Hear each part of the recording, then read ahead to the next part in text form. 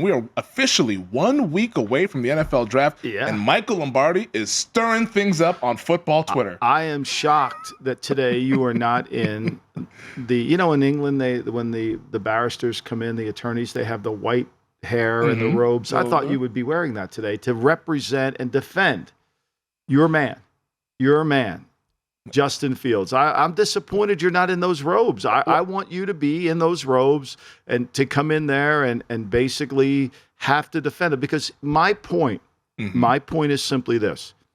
Why do the Texans need a quarterback and the Bears don't?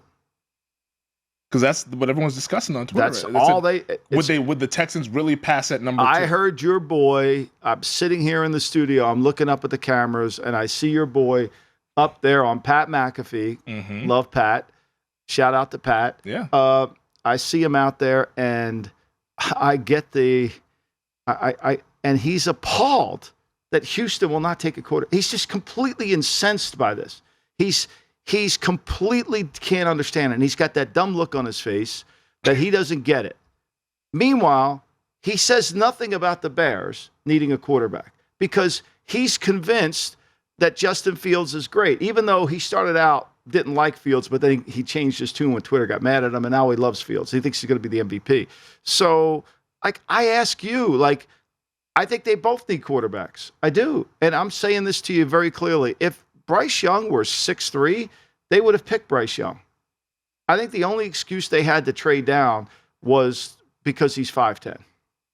I agree with you on the Bryce Young point because Bryce Young is really talented. And, of course, you know me, Justin Fields is my guy. And you've been out here in Vegas, Michael, for a little while now. You should know that the personal injury lawyers, they don't wear the robes and the white hair, buddy. This is a different thing. And after There's more personal injury lawyer signs up here than I've ever seen in my life. I mean, is there that many accidents on the freeway? Have you seen the way people drive here? Oh, man, yeah, I have. We need it. Brutal. Yeah, it's terrible. I got it. But you tried to run over my guy, Justin Fields. So now I'm the personal injury lawyer. Well, He's called me up. Let's hear it. And we're going to hear it because my point with Justin Fields has always been he has dynamic abilities with his running and passing. Where's the passing? Now the passing, where's the passing? But where are the options as well?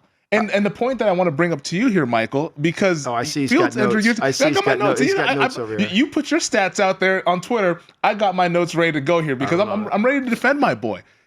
In year 2, Justin Fields, 60% completion percentage, not great. 17 passing touchdowns, 11 interceptions, 85.2 passer rating, 1,100 rushing yards. Compare that to year 2 of our boy Jalen Hurts. 61% completion for Hurts in year 2, 16 TDs, 9 interceptions, 87.2 passer rating. So just a little bit better than what Fields did, 784 rushing yards. And how many wins did the Eagles have that year? The Eagles, they had 9 wins or so? 9 wins went to the playoffs. They went to the playoffs. But they won. But that was also Howie Roseman's roster construction versus the Ryan Pace roster construction. No. It's timeout. TV timeout here. You can say the Bears roster was as good as the Eagles? No, I'm not saying that at all. I'm saying that Fields didn't try. I mean, Hurts wasn't going to lose games for him. But this guy, you put the ball on the ground 28 times in 2 years with fumbles. Whether you get the fumble back or not, that's dangerous. Yep. Right? You turn it over. You take 91 sacks. You didn't include the sacks in there in the comparison. You kind of ignored that, which is no problem. I mean, it's no big deal. Get a sack, minus 7 yards every time he gets sacked. Who cares? Who cares? Go ahead. I don't mind it. Oh, sure. Take a sack, Justin. Please feel free. Even though we know when a quarterback gets sacked, the chance of scoring a touchdown or getting points on the drive grow dramatically down. But why not take a sack? I don't mind it. I'm sure Dan doesn't mind a sack. He enjoys it. He runs out of the back of the end zone as well as anybody. Why not take a sack? Justin, take more sacks, please. Take more sacks. I love the sacks. Okay.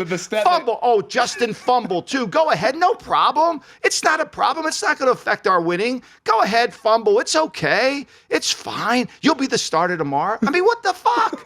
The stat that you so kindly left off, QBR, quarterback rating. You think that matters? Have you gone into QBR after a game and looked at those QBR ratings and said, what the fuck? That guy was terrible yesterday. Your boy Tua is always up there in the QBR. It's a joke. And his 60% completion, take the bubble screens out of that fucking thing.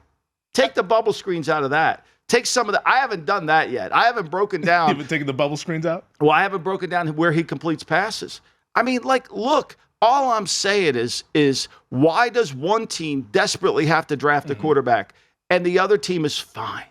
They're fine. They're perfect. Even though he's got 91 sacks and he gives up 7 yards every time, that's okay. We don't mind. Even though he's fumbled all the time, even though he throws interceptions, that's no problem. We love him because he has wow plays. Two things why this happens. He has these wow plays that lures you in, gets you pulled in. You know, you're like Dynamic Sylvia. Players make wow plays. You're like Mike. You're like Michael Corleone. You get pulled in there, right? and then I agree.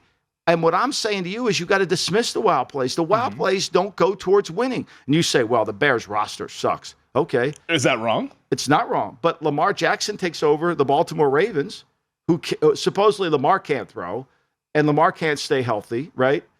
Lamar gets criticized for all the things Fields okay on, even though Lamar doesn't get sacked 91 times. Lamar doesn't fumble, right?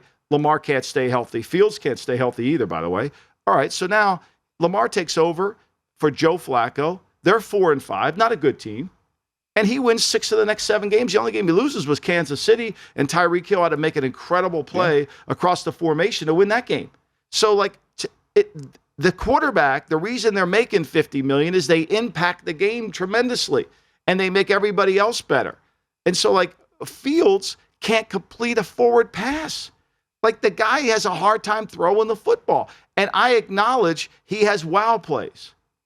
I mean, you say you can't complete a forward pass. I mean, 17 touchdown passes. What are they all? Were they all bubble screens? Jesus Christ. I mean, they're all bubble screens. No, but hear me out, though, on Fields, because we've talked about how these Ohio State quarterbacks, they take a little bit of time developing. We have Rich Gannon on. Which one has developed? Well, they haven't, but let's give Justin Fields a chance. Give me Ohio State quarterback.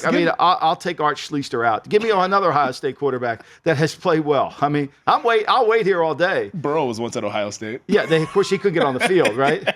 But I think, hear me out, though, because I think the marination and the maturation of Justin Fields is coming, because in year 3, I think where's he's going to take off. Where's your evidence for this?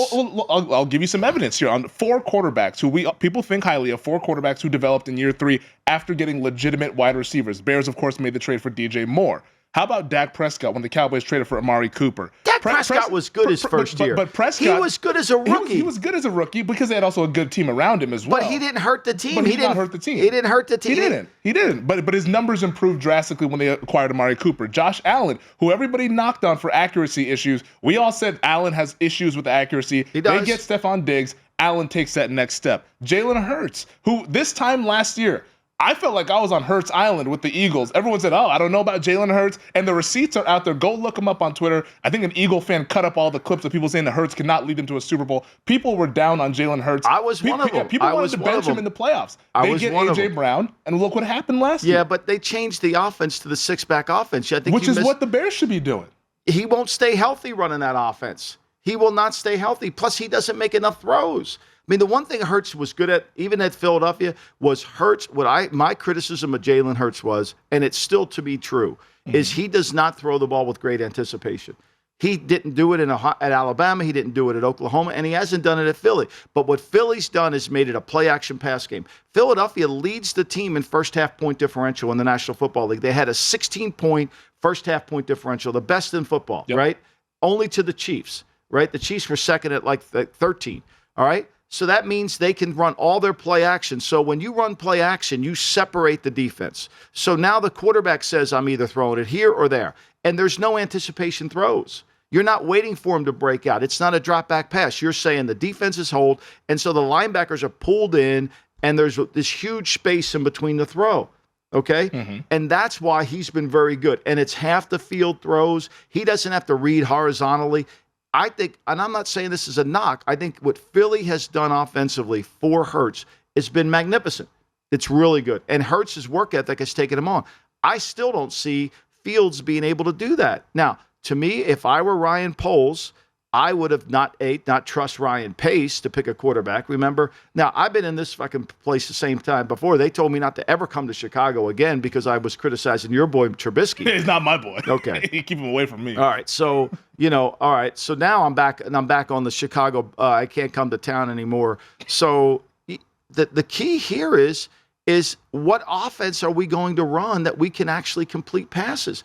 How do you defend this, Femi? They were last in the league with the Indianapolis Colts, averaging 8.5 point differential.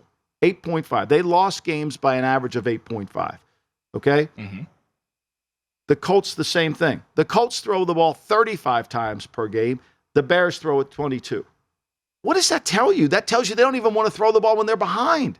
They didn't have a passing game. But I think there's a number of factors. But he's supposed to be this elite quarterback. But there's a number of factors that go into a passing game. Here comes the excuses, Barrister. You can't just have one player just control the whole passing game. The quarterback obviously being the most important, but if he's not throwing to anybody, who are the receivers? There's a reason why they wanted to go ahead and get DJ Moore and why they really wanted to target with Carolina, because they felt like they needed a legitimate wide receiver. Well, they got Claybrooks. They got him in there. Did he get the ball to Claypool? Claypool, that's a bad trade. Claypool, they got him. They got him up at 2 for Claypool. Yeah. Well, so see, now you pick and choose. Pittsburgh should get away with heist with that one, man. Yeah, now you pick and choose. I mean, seriously. When they made the trade, we talked about it earlier this offseason. Now Fields is a guy, and when the games are played in 2024 or 2023 rather, we're going to see Justin Fields, and he's going to make that step. It's okay. You don't see the vision right now, which is fine. It's okay. You don't have to see the vision, but when the games are played, you'll see it. You'll see Justin Fields.